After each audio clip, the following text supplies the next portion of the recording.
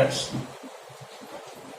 आपको पता है कि अपना जो टॉपिक चल रहा है वो है गाउस के नियम के अनुप्रयोग। और गाउस के नियम के अनुप्रयोग में हम 5 अनुप्रयोग कंप्लीट कर चुके हैं और ये अपना लास्ट अनुप्रयोग है। ठीक है, इसके बाद थोड़ा सा चैप्टर और है और उसके बाद हम क्वेश्चन आंसर इस चैप्टर के सॉल्व करेंगे और उसके बाद अपना ये चैप्टर कंप्लीट हो जाएगा। ठीक है, देखना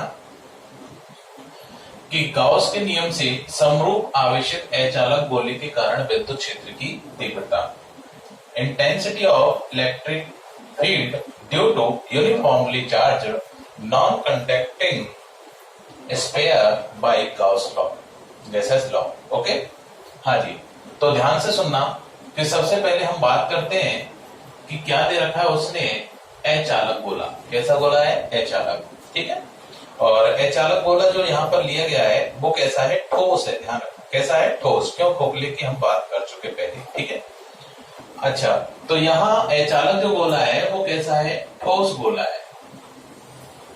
ये लो साहब। ठीक है, अब जब ठोस गोला होगा तो इसका मतलब है कि जब यहाँ पर ये कह रहा है समरूप आवेशित, क्या कह रहा है? समरूप आवेशित। अब समरूप आवेशित का मतलब इसको हमें क्या करना पड़ेगा? आवेशित करना पड़ेगा।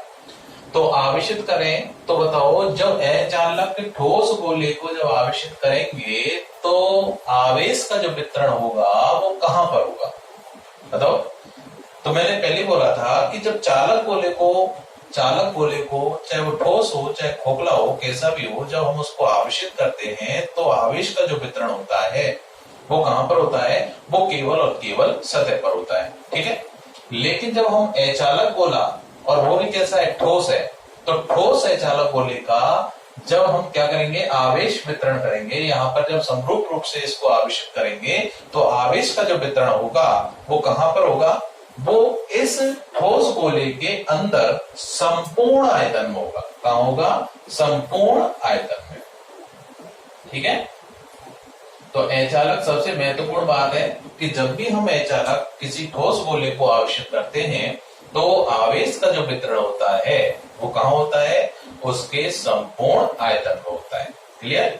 अच्छा, तो इस गोले के कारण हमें विद्युत क्षेत्र की तीव्रता निकालनी है किसी बिंदु पर। अब वो बिंदु की स्थिति कहां हो सकती है? तो हमने पहले बोला गोला चल रहा है अपना, है ना। तो लास्ट वीडियो में हमने यही देखा था कि कितनी स्थितियां संभव है बिंदु पी की। तो कितनी स्थितियां? वही 3 स्थितियां संभव है। ठीक है, एक तो कहां हो सकता है बिंदु पी? गोले के बाहर हो सकता है। एक कहां हो सकता है? सतह पर हो सकता है। एक कहां हो सकता है? गोले के अंदर हो सकता है। क्लियर? ठीक है, और हमें किससे प्रूव करना है इसको? गैसेस लॉ से प्रूव करना है। ठीक है, ओके, गाउस के नियम से हमें इसको क्या करना है? प्रूव करना है। ठीक है, डेरिवेट करना है। ओके, ध्यान से सुनना भाई। तो गाउस के नियम से समरूप आवेशित अचालक गोले के कारण विद्युत क्षेत्र की तीव्रता निकालनी है। तो हम जानते हैं, क्या जानते हैं भाई? क्योंकि हम जानते हैं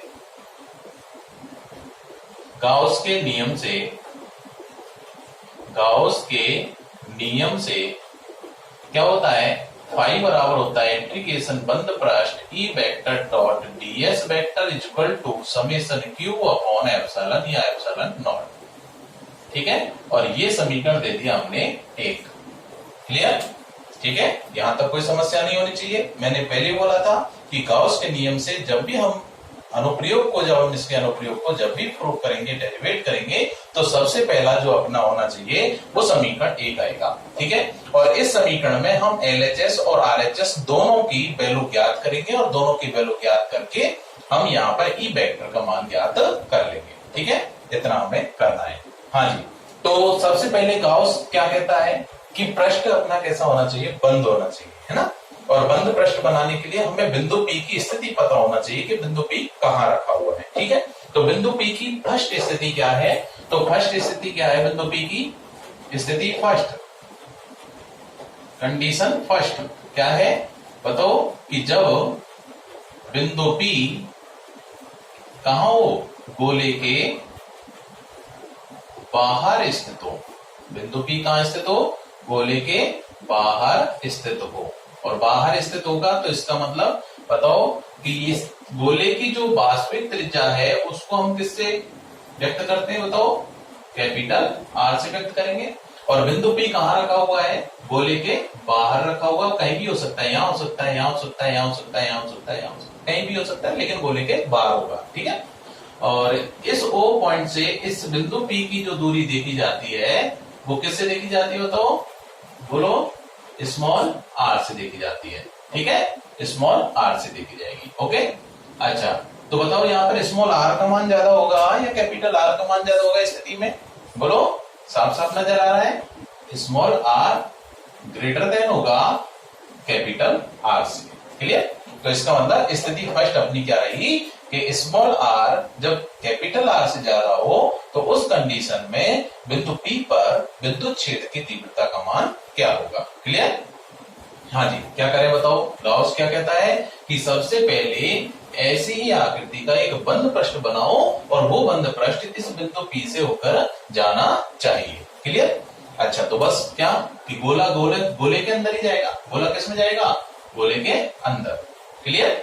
और हमने मान लिया कि इस गोले के अंदर जहां गोले पर जो वितरित आवेश है, गोले के संपूर्ण आयतन में जो वितरित आवेश है, उस समेशन Q का मान कितना है, कैपिटल Q है, ये हमने मान लिया, क्लियर, कि संपूर्ण आयतन में जो वितरित आवेश है कुल वो कितना है, समेशन Q बराबर कितना है, कैपिटल Q, क्लियर।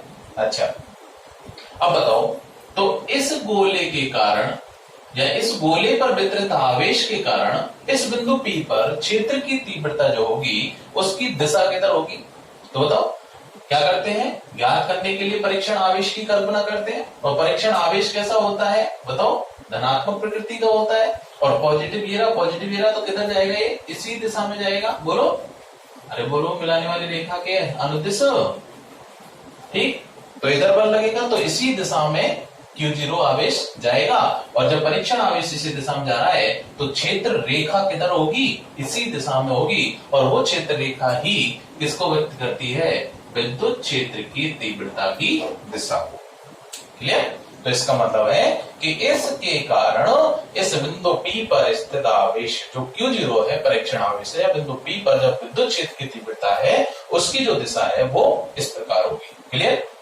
अच्छा, और LHS में देखना क्या है अपने पास, E वेक्टर तो है ही है, DS वेक्टर और है, क्यों, दोनों का डॉट गुणन है, और इसका मतलब दोनों के मध्य हमें क्या देखना है, कोण देखना है, जिससे हमारे पास मान निकल के आ जाए, ठीक है।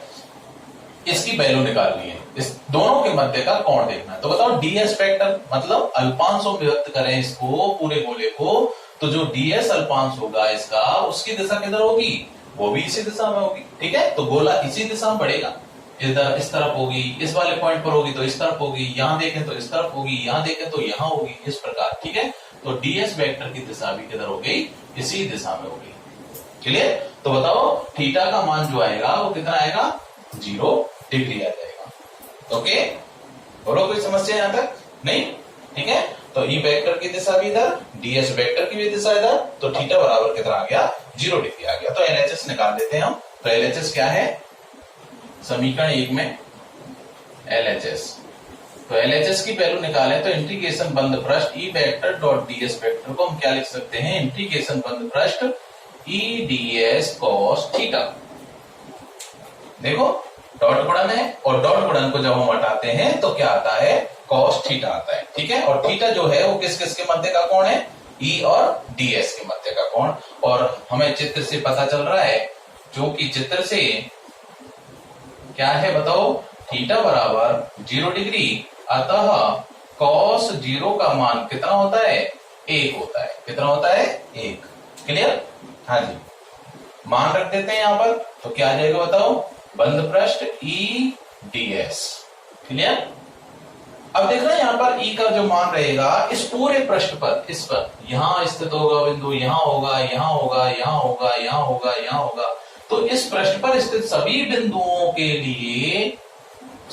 लिए स्मॉल r का मान क्या रहेगा, सेम, स्मॉल r का मान क्या रहेगा, सेम, समेशन Q का मान क्या रहेगा, सेम रहेगा। तो इसका मतलब E का मान प्रत्येक बिंदु पर क्या रहेगा, एक समान रहेगा, और जब E का मान प्रत्येक बिंदु पर समान है तो मैं यहां लिख सकता हूं, क्योंकि E यहां पर क्या है, सममित है, E क्या है यहां पर, सममित, लिखना पड़ेगा, ध्यान रखना इस चीज को, ठीक है। तो E यहां पर सममित है, तो इसको मैं समाकलन से बाहर निकाल लेते हैं, तो क्या आ जाएगा, इंटीग्रेशन ऑफ dx, और चित्र से हमें क्या पता चल रहा है, चित्र से पता चल रहा है कि इंटीग्रेशन ऑफ ds किसका क्षेत्रफल है, इस बड़े गोले का। और बड़ा गोला कौन सी त्रिज्या का, स्मॉल r त्रिज्या का, ठीक है। तो गोले का क्षेत्रफल, संपूर्ण गोले का क्षेत्रफल, ध्यान रखना क्यों समाकलन का चिन्ह लग रहा है, ठीक है। तो संपूर्ण गोले का क्षेत्रफल, संपूर्ण गोले का क्षेत्रफल, और संपूर्ण गोले का जो क्षेत्रफल है वो कितना है बताओ, स्मॉल r त्रिज्या है, तो गोले का क्षेत्रफल होता है 4 पाई स्मॉल r स्क्वायर। बोलो, तो इसका मतलब यहां से जो वैल्यू निकल के आई integration of E vector dot ds vector की जो वैल्यू आई वो आई e into 4 pi small r square. ये आ गया अपने पास समीकरण नंबर 2, ठीक है। तो यहां तक कोई समस्या किसी को, वही अपना पुराना काम, स्क्रीनशॉट लेना, ठीक है। आगे चलते हैं। हाँ जी, समीकरण 1 को मिटा रहा हूं।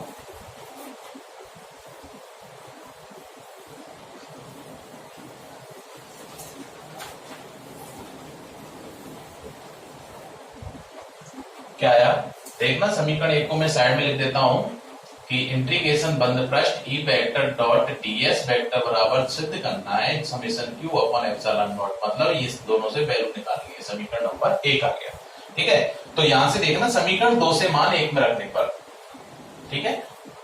और चूंकि गोले पर वितरित कुल आवेश गोले के संपूर्ण आयतन में, ऐसे लिख दो, गोले के संपूर्ण आयतन में वितरित कुल आवेश, तो बताओ कुल आवेश कितना है, वो हमने मान लिया समेशन q बराबर कैपिटल Q, और ये हमने माना है, ओके, ठीक है, ये हमने माना है। और अतः समीकरण 1 में मान रखने पर, तो समीकरण 1 में दोनों से मान रखते हैं, तो क्या आ जाएगा, LHS की value e into 4 pi small r square, जो कि समीकरण 2 से ज्ञात है, बराबर होगा समेशन q का मान कैपिटल Q बटे एप्सिलॉन नॉट, ओके। या e बराबर क्या आ जाएगा, यहां से q अपॉन 4 पाई जाएगा अंदर नीचे, और एप्सिलॉन 0 मैं ले रहा हूं, और बटे में r स्क्वायर और आएगा अलग से, क्लियर।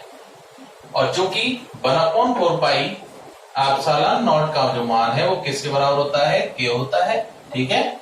तो यहां से E बराबर जो आएगा वो क्या आ जाएगा, KQ upon small r square, ठीक है। ये समीकरण नंबर ए आ गया। तो यहां से क्या ज्ञात हुआ कि E आउट जो है वो समानुपाती है 1/r स्क्वायर के, ठीक है। E आउट का जो मान रहेगा वो समानुपाती रहेगा किसके, बोलो किसके समानुपाती है, वो 1/r स्क्वायर के समानुपाती है। यानी r का मान जैसे जैसे बढ़ेगा, जैसे जैसे बिंदु P को गोले से दूर लेते जाएंगे, वैसे वैसे E का मान कम होता जाएगा, क्लियर। और अनंत पे जाके E का जो मान है वो कितना हो जाएगा, 0 हो जाएगा, क्लियर। हाँ जी, तो ये मान आया आउट के लिए, जो कि बिल्कुल सेम है, गोला कैसा भी हो सबके लिए देखो यही वैल्यू निकल के आ रही है, ठीक है। चाहे चालक गोला हो चाहे अचालक गोला हो, सबके लिए आउट का मान क्या रहेगा, सेम नजर आ रहा है। ई आउट बराबर KQ upon small r square, वहां भी यही है वैल्यू हमें प्राप्त हुई थी, क्लियर। अच्छा, अब हम बात करते हैं किसके लिए, सेकंड स्थिति के लिए, ठीक है। तो सेकंड स्थिति में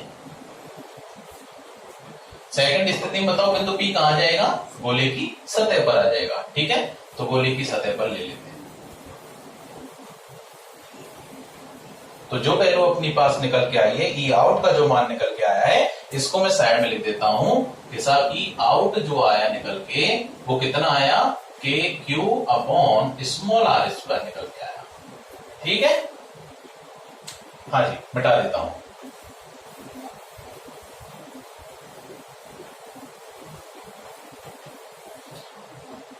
कंडीशन सेकंड, हाँ जी, कंडीशन सेकंड क्या है अपनी, कि जब बिंदु P गोले की कहां पर हो, सतह पर स्थित हो, अर्थात कौन सी कंडीशन बताओ, स्मॉल r बराबर कैपिटल आर, तो देखो मैं यहीं से डायरेक्ट वहां समीकरण ए जो लिया था मैंने, यहीं से सीधे मान रख दो स्मॉल आर का। क्यों? के की वैल्यू वही रहेगी, क्यू की वैल्यू वही रहेगी, केवल चेंज किसका आ रहा है? आर का मान चेंज हो रहा है। तो ई एस का मान, अतः समीकरण ए से क्या हो जाएगा? आर बराबर आर रख देते हैं उसमें। ई एस की जो वैल्यू आएगी, सरफेस की जो वैल्यू आएगी, वो आएगी के Q upon capital R square. और ये जो वैल्यू है, देखना सारी वैल्यूज यहाँ पर, के का मान भी कांस्टेंट है, क्यू का मान भी कांस्टेंट है, आर का मान भी कांस्टेंट। कैपिटल आर कांस्टेंट है, स्मॉल आर कांस्टेंट नहीं है, ध्यान रखना, ठीक है। कैपिटल आर दी हुई वैल्यू है, लेकिन स्मॉल आर हमने मानी है, क्लियर। तो यहाँ पर कैपिटल आर का मान दिया हुआ है, तो ई एस का जो मान आएगा वो कैसा आएगा? कांस्टेंट वैल्यू आएगी, नियत वैल्यू आएगी, ठीक है। तो ये नियत मान है। तो यहां से हमें स्पष्ट हो रहा है कि ई एस जो है वो समानुपाती है स्मॉल आर की घात 0, जो कि हमने मानी है कि स्मॉल आर का जो मान है, देखो यहां पर क्या स्मॉल आर पर डिपेंड है कि एस का मान नहीं है, तो इसका मतलब स्मॉल आर की घात 0 के क्या हो गया? समानुपाती हो गया। वेरी वेरी इंपॉर्टेंट क्वेश्चन है, ये ध्यान रखना, ठीक है।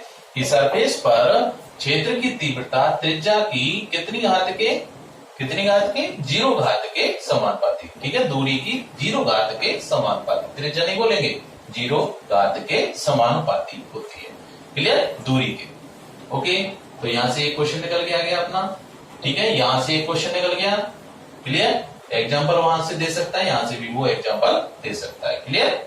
हाँ जी, कंडीशन थर्ड लेते हैं वो, ठीक है। कंडीशन थर्ड में जो बिंदु होगा वो कहां होगा? गोले के अंदर होगा, वो बहुत इंपॉर्टेंट है, ध्यान से देखना है। चालक गोला जब था तो चालक गोले के अंदर आवेश कितना था बताओ? 0 था, तो विद्युत क्षेत्र की तीव्रता क्या थी वहां पर? 0। लेकिन अचालक गोले में ऐसा नहीं होगा, ठीक है, ध्यान से देखना। ये मिटा रहा हूं, स्क्रीनशॉट ले लो, ठीक है। हाँ जी, तो सेकंड जो कंडीशन जो थी अपनी, उसमें ई एस की जो वैल्यू निकल के आई वो आई के Q upon capital R square, जो कि कांस्टेंट वैल्यू है। ओके, कैसी वैल्यू है? Constant value. समीकरण नंबर बी दे दिया इसको। हाँ जी, कंडीशन थर्ड क्या है? कि जब बिंदु P गोले के अंदर स्थित हो, हाँ जी, तो इसका मतलब स्मॉल आर की जो वैल्यू रहेगी वो कैपिटल आर से क्या रहेगी? कम रहेगी, ठीक है। देख लेते हैं कि साहब ये बड़ा गोला, ठीक है, जो हमें दिया गया है, कितनी त्रिज्या का है? कैपिटल आर त्रिज्या का है। समान रूप से आवेशित किया, आवेश का वितरण कहां हुआ?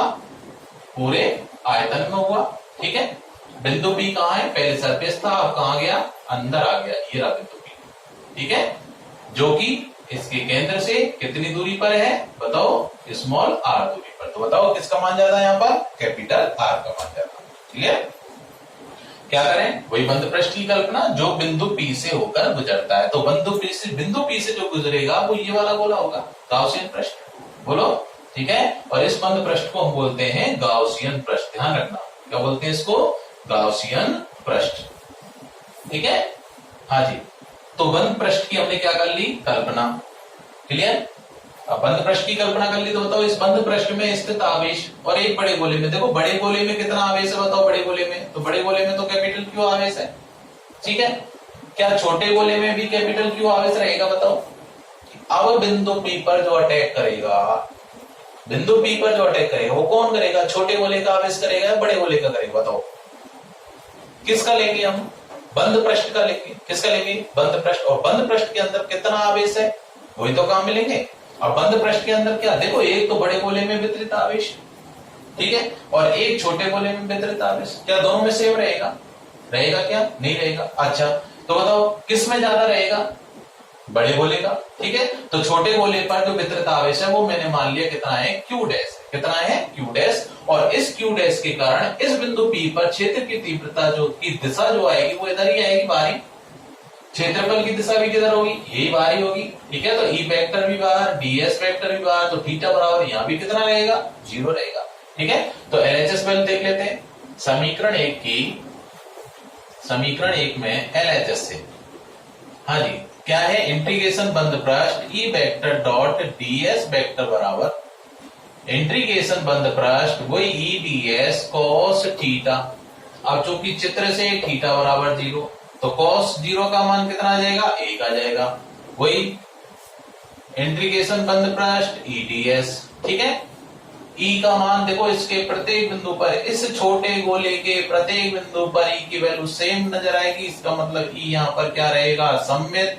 और जब E सममित है तो सममित को मैं बाहर निकाल सकता हूँ, कांस्टेंट वैल्यू है, समाकलन से बाहर निकाल लिया। अब देखना गौर से, चूंकि चित्र से इंटीग्रेशन बंद पृष्ठ ds बराबर किसका क्षेत्रफल बताओ? गॉसियन पृष्ठ का क्षेत्रफल। किसका क्षेत्रफल है ये? इस दिए गए गॉसियन पृष्ठ का क्षेत्रफल, ठीक है। तो ये गॉसियन गोलीय पृष्ठ का क्षेत्रफल है, गोले का क्षेत्रफल है। और गॉसियन गोले का जो क्षेत्रफल है बताओ कितना रहेगा? इसका मान बताओ। तो गोले का क्षेत्रफल वही 4 पाई, और कितना आएगा? स्मॉल आर या capital R? Small R square. कितना आएगा? Small R square. क्लियर? ये वैल्यू यहां पर पुट कर देते हैं, तो क्या आ जाएगा? इंटीग्रेशन ऑफ ds की वैल्यू आ गई 4 पाई स्मॉल आर स्क्वायर। तो अपने पास ये वैल्यू निकल के आई LHS की। ये समीकरण आ गया अपना, ठीक है। जो भी नेक्स्ट समीकरण होगा अपना, ठीक है, वो देख लेना आप लोग, ठीक, 2 या 3 जो भी है समीकरण। क्लियर? ठीक है, स्क्रीनशॉट ले लो। हाँ जी, क्या होगा फिर देखना ध्यान से। तो अपने पास जो वैल्यू निकल के आई है, ये वैल्यू निकल के आई यहां पर कि integration of E vector dot ds vector बराबर e into 4 pi R square, ठीक है। और ये समीकरण कौन सा है? 3, ठीक है। उसको तो हमने a दिया था, उसको b दिया था, अब ये समीकरण हो गया 3, ठीक है। अच्छा, तो ये तो वैल्यू आ गई अपनी कौन सी? LHS की। कौन सी वैल्यू है ये? LHS, ठीक है। अच्छा, थर्ड कंडीशन की बात चल रही है। अच्छा, अब कौन है? RHS से। कौन है? समीकरण 1 में RHS। तो RHS में हमें किसका मान ज्ञात करना है? पहले बताओ। समेशन Q का मान ज्ञात करना है। किसका मान ज्ञात करना है? समेशन Q का मान ज्ञात करना है, सिग्मा Q का मान ज्ञात करना है। तो बताओ टोटल आवेश, ये जो टोटल आवेश है, ठीक है, हमें किस में चाहिए? इस गॉसियन पृष्ठ में चाहिए। किस में चाहिए? गॉसियन पृष्ठ में। अब पहले बताओ मेरे को कि यहां पर जो आवेश का वितरण हो रहा है वो कहां हो रहा है? पृष्ठ पर हो रहा है, या फिर लंबाई में हो रहा है, या फिर आयतन में हो रहा है? ये बताओ कहां हो रहा है? आयतन में हो रहा है। सिंपल, सीधे सीधे मैं बोल रहा हूं, वितरण आयतन में हो रहा है। कहां हो रहा है? आयतन में वितरण हो रहा है। तो बताओ, ये जो कैपिटल Q आवेश है वो गोले के कितने आयतन में वितरित है? बड़े गोले के आयतन वितरित है, ठीक है। तो इसका मतलब मैं यहां लिख देता हूं, देखना, चूंकि वही एक एक नियम से ज्ञात कर रहे हैं। जैसे हम कैसे कहते हैं कि साहब एक पेन का मूल्य इतने रुपए है ना, तो इसलिए 2 पेनों का मूल्य इतने होगा, है ना। या फिर हमें 10 पेनों का मूल्य पता है तो एक पेन का निकाल लें, तो फिर चाहे 15 का ज्ञात कर लो, चाहे 20 का कर लो, चाहे कितने का, ठीक है। ये एक एक नियम होता है, ओके। तो चूंकि, तो बताओ बड़े गोले, और बड़े गोले का आयतन कितना है? गोले का आयतन होता है 4/3 पाई कैपिटल RQ। बोलो सही है ना। तो 4/3 कैपिटल, ठीक है, पाई कैपिटल RQ है, और R जो है वो बड़े गोले की त्रिज्या ध्यान रखना, ठीक है। और गोले के आयतन 4/3 पाई RQ, आयतन के गोले में वितरित कुल आवेश कितना भाई? समेशन Q बराबर बोलो कैपिटल Q। ये तो माना था हमने, ठीक है। तो कैपिटल Q आवेश है। अच्छा, इसलिए एकांक आयतन बताओ। एकांक आयतन में वितरित कुल आवेश समेशन Q बराबर कितना रहेगा बोलो? कैपिटल Q बट्टे 4/3 पाई कैपिटल RQ। नहीं है बात समझ में भाई? 15 पेनों का मूल्य इतना, तो एक पेन का मूल्य 15 का भाग लगा देते हैं। नहीं है बात समझ में, है ना। तो वही कंडीशन होती थी। अब जब मुझे 1 का पता चल गया तो चाहे कितना ही दे दे उसका मैं निकाल सकता हूं।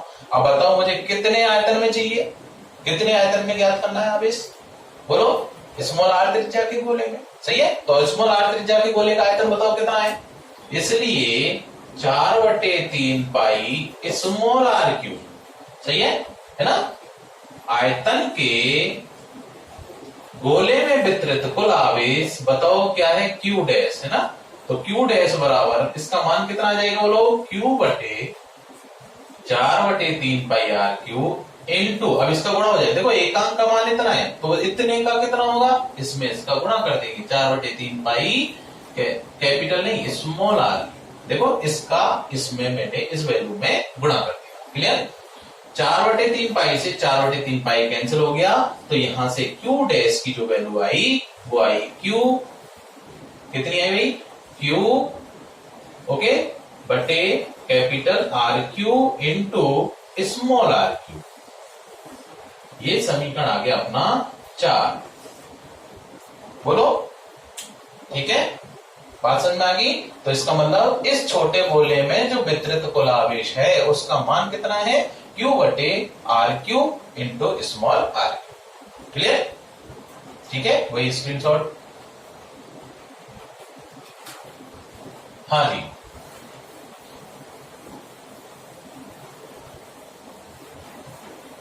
तो ये दोनों मान समीकरण 3 व 4 से मान, समीकरण 3 व 4 से मान कहां रखे बताओ, बोलो 1 में रखने पर, 1 में रखने पर तो बताओ क्या आएगा, बताओ LHS कितना है, E into 4 pi small R square बराबर इसका मान Q बटे capital R Q into small R Q और बटे में एप्सिलॉन 0, ये लो सब, बोलो बात समझ में आई कि नहीं आई, ठीक है।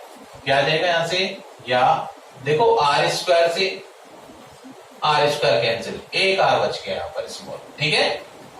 2 आर यहाँ पर थे, यहाँ पर 3 आर है, ठीक है गोड़ा में, तो 2 से कैंसिल हो गए, 1 बच गया। तो ई बराबर आ गया अपने पास कितना, 4 पाई का भाग लगा देता हूं, तो Q अपॉन 4 पाई और एप्सिलॉन 0 इसके साथ लिख दिया इंटू स्मॉल आर ऊपर बटे में कैपिटल आर क्यू, बोलो ये बात समझ में आई कि नहीं है। और वही काम कि 1/4 पाई एप्सिलॉन 0 किसके बराबर, 1/4 पाई एप्सिलॉन 0 किसका मान है, के का, तो मैं लिख देता हूं यहां से E बराबर के क्यू अपॉन बोलो capital R Q into small R, ये वैल्यू निकल के आई, बोलो ठीक है, हाँ जी। तो क्या पता चला यहां से,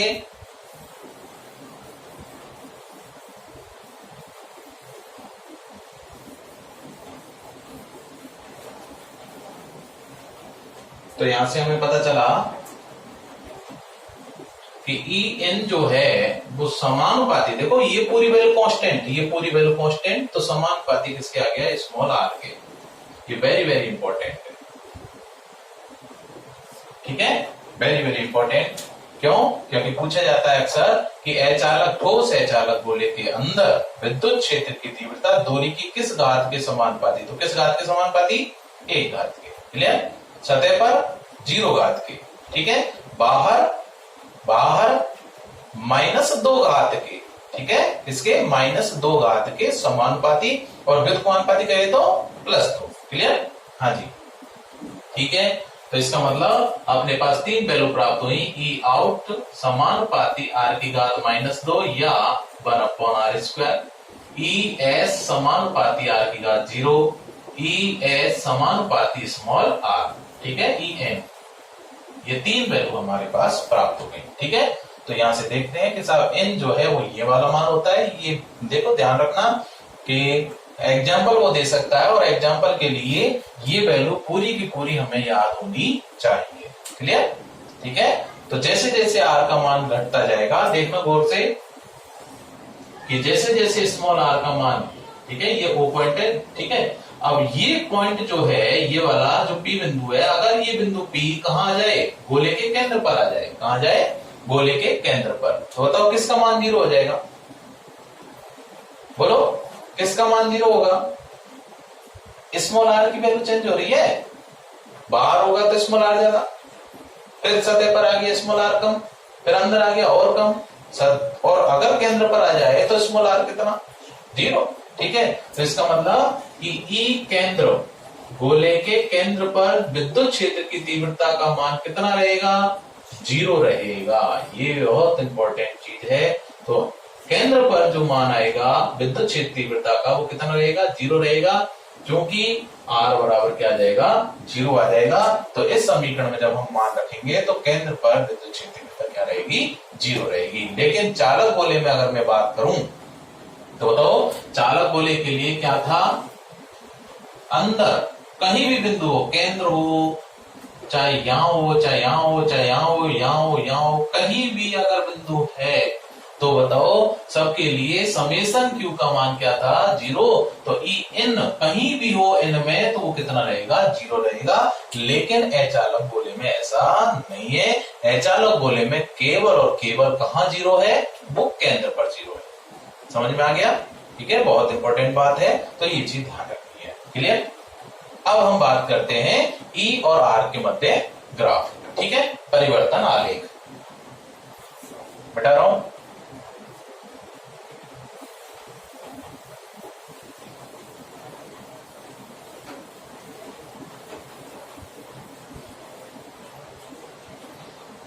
तो ई का आर के साथ परिवर्तन आलेख, आर के साथ परिवर्तन आलेख, परिवर्तन आलेख, हाँ जी। तो आर के साथ परिवर्तन आलेख क्या रहेगा वो देखना।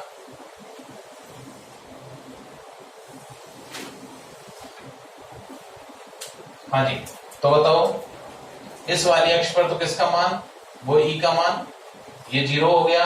और इस वाली अक्ष पर हम ले रहे हैं किसका मान, आर का मान।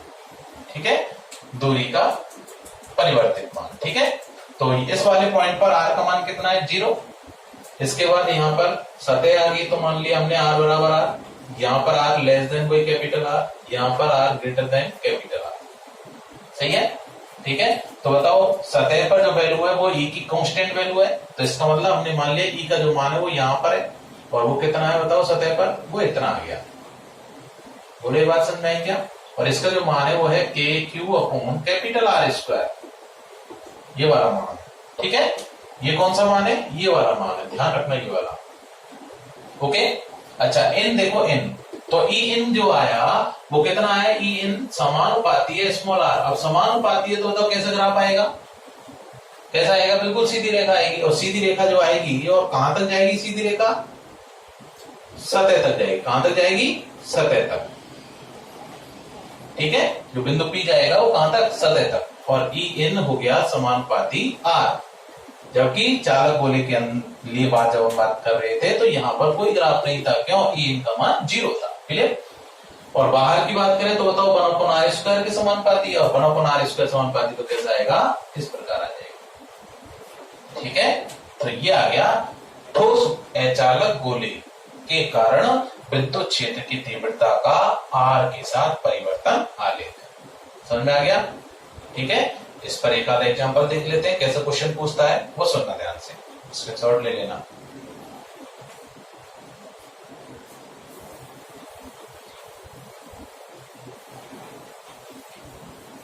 हाँ जी, क्वेश्चन है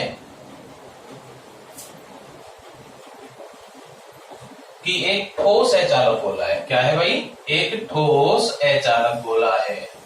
ठीक है, और इसकी जो त्रिज्या है ये दे रखी है, कितनी है, मान लिया 10 सेंटीमीटर है। कितनी है इसकी त्रिज्या, 10 सेंटीमीटर। ठीक है, और एक समान रूप से इसको क्या किया है, आवेशित किया है।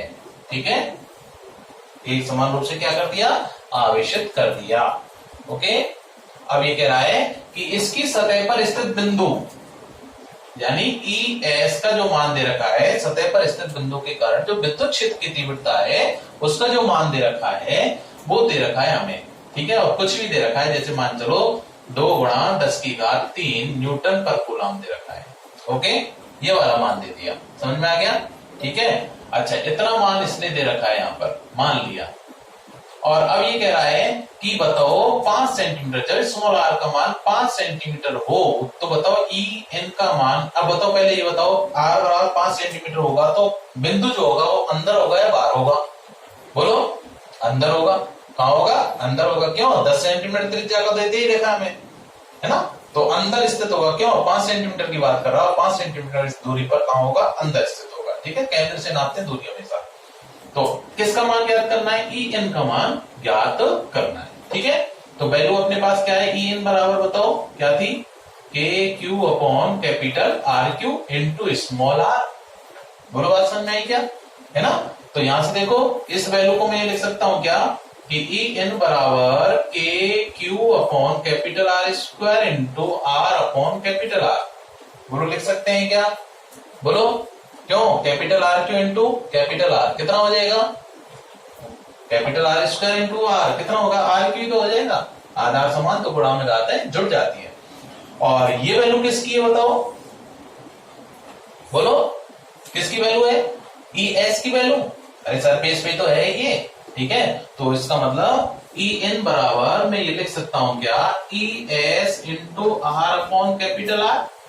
बोलो, बात समझ में आ गई? अब देखो, ई एस का मान हमें पता है, स्मॉल आर का मान क्या आता है, कैपिटल आर का मान दे रखा है, सारी वैल्यू रखेंगे, ई एन का मान आ जाएगा। ठीक है, और ऐसे ही वो बाहर स्थित हो तो वो भी दे सकता है, हम आराम से याद कर सकते हैं। ठीक है, हाँ जी, वीडियो पसंद आई हो तो लाइक और सब्सक्राइब करना मत भूलना। ठीक है, धन्यवाद।